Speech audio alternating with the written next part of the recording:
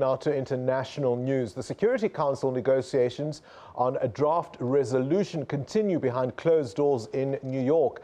The meeting aims to create a United Nations protection force for Palestinian civilians, despite growing skepticism that it might be vetoed by the United States.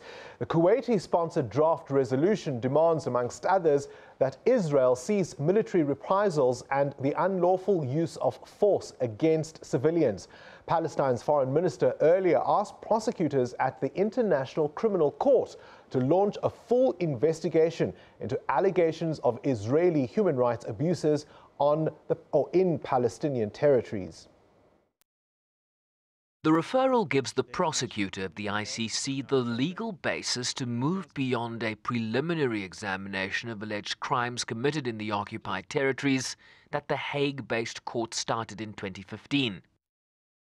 Is Palestine's test to the international mechanism of accountability and respect for international law.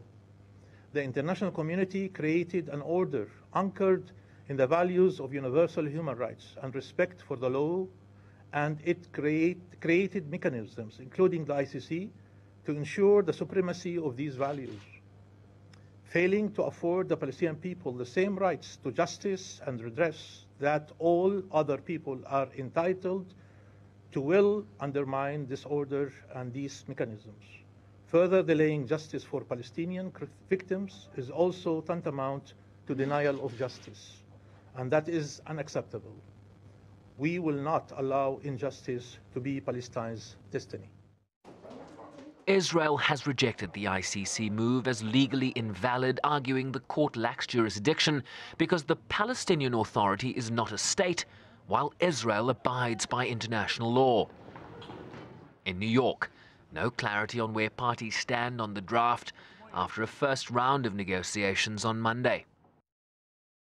With our colleagues in the Council, in particular to get more information about what precisely is intended by, for example, a protection mission, what that means, and we'll carry on having those negotiations. But is it something the UK would support, a protection mission? So, as I say, at this stage, we need to have more detail about what exactly is planned, what's proposed. That's not yet clear to me.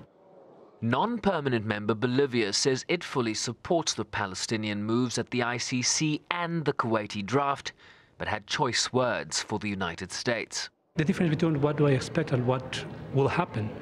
We expect from every single member state to uphold international law, to comply with the resolutions of the Security Council.